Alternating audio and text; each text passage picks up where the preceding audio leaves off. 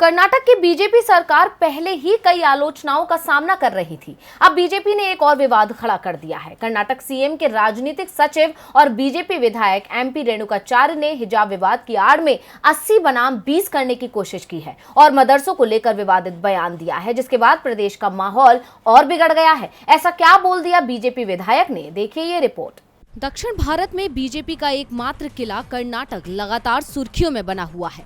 राज्य में इन दिनों एक के बाद एक नए विवाद खड़े हो रहे हैं। कर्नाटक की बोम्मई सरकार लगातार ऐसे फैसले ले रही है जिससे वो विपक्ष के निशाने पर आ रही है।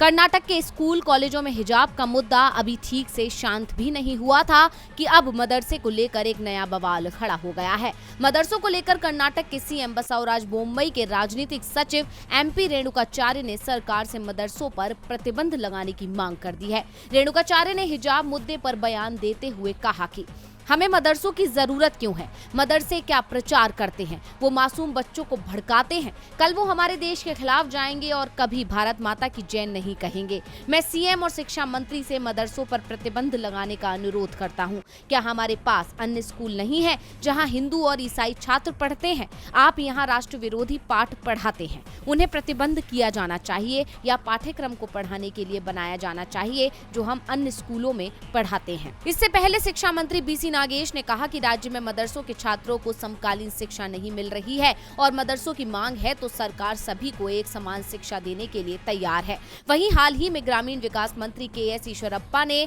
विधानसभा में कहा है कि देश के सभी मुसलमान और ईसाई आज या कल संघ के बन जाएंगे। हिजाब विवाद के बीच लगातार कई भड़काऊ टिप्पणियों की वजह से कर्नाटक में राजनीतिक माहौल गर्म हो गया है।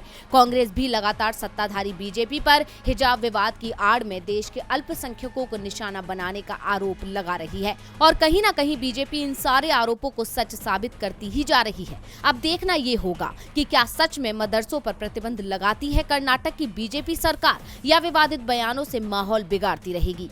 डीवी लाइव की रिपोर्ट।